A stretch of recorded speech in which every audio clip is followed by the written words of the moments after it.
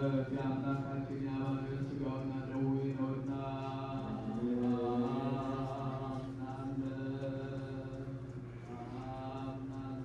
አምናለሁ። ከመጨረሻው ታመናለሁ። በሁለት ወገን ድንግል ከምትሆን ከሁላችንም በቤት ከቅድስት ማርያም የነሳው ሥጋ የጌታችንና የአምላካችን የመድኃኒታችን ክርስቶስ ሥጋው ደሙ እንደሆነ ያለ መቀላቀልና ያለ ትርምት ያለ መለወጥና ያለ መለየት ከመለኮቱ ጋር አንድ ያደረገው በብሔራዊ ጲላጦስ ዘመንና በዓለ ምስክር የሆነ ስለ እኛና ስለ ሁላችንም ሕይወት አሳልፎ የሰጠ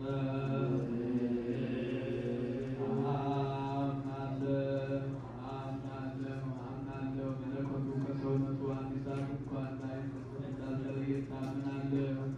ስለ እኛ ሰጠው እንጂ ለሕይወትና ለወላዲተ ሥላሴ ማስተስረያ ሊሆን አምነው ለሚቀበሉ ሰዎች ስለ እኛ አሳልፎ ሰጠው እንጂ።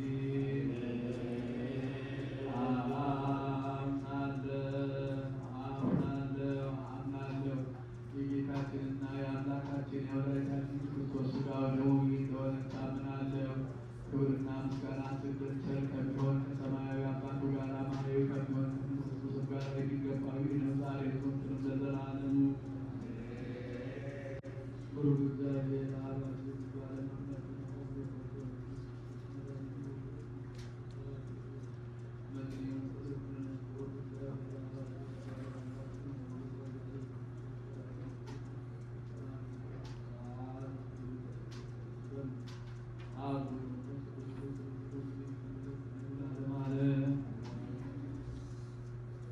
ሥጋው ደሙን መድኃኒተ ሥጋ መድኃኒተ ነፍስ ያደርግልን። በሰላም ያሳድረን አምላክ በሰላም ያውለን። ቸርነቱን ምሕረቱን ፍቅሩን አብዝቶ ይስጥልን። ሀገራችን ኢትዮጵያን መላውን ዓለም ሁሉ ተዋሕዶ ሃይማኖታችን ከፈተና ይጠብቅልን። መከራውን፣ ሞቱን፣ ግጭቱን፣ ረሃቡን፣ ስደቱን፣ ጦርነቱን ከሕዝባችን ከሀገራችን ከዓለማችን ያስወግድልን። ሰላሙን፣ አንድነቱን፣ ፍቅሩን፣ መተሳሰቡን ለሕዝባችን ለዓለማችን ይመልስልን።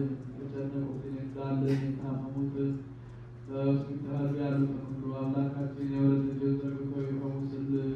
የሞቱትን በመንግሥተ ሰማያት ያሳርፍልን። ነፍስን ማርልን። ነፍሰ ገሩ ገብረ ጻድቅ ወለተ ሃይማኖቱ ወለተ ሰማይ ዓመተ ጽዮን አገሬውን ደጋጎቹና ወራት ይሳቅቡን ባሉበት ቦታ ያሳርፍልን። የተሰውን ሁሉ ያጽናናልን። የታመሙትን ይፈውስልን። ጾማችንን ጾምልን ጾመ በረከት ያድርግልን። በዓሉን የሰላም የበረከት በዓል ያድርግልን። መዋዕለ ሕማማቱን በሰላም አስፈጽሞ በብርሃን ትንሣኤው በሰላም ያድርሰን። በእናታችን በቅድስተ ቅዱሳን ከንጽሕተ ንጹሐን ከድንግል ማርያም ረድኤቷ በረከቷን ያሳድርብን። አቡነ ዘበሰማያት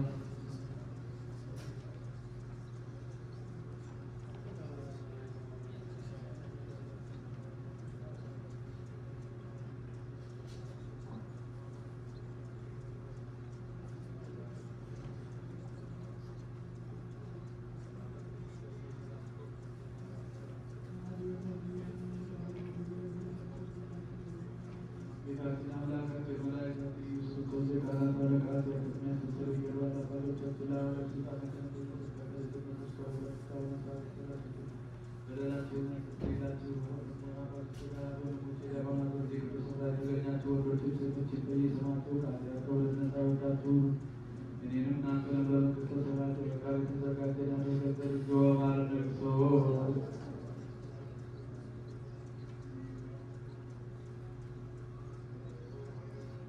ባለፈው ይቅር እንዲለን በሚጣውን ጠብቀን ስለ እናታችን ስለ ቅድስተ ቅዱሳን ስለ ድንግል ማርያም ብለው ይቀር ዘንድ በትክክለ ማርያም መሐረነ ክርስቶስ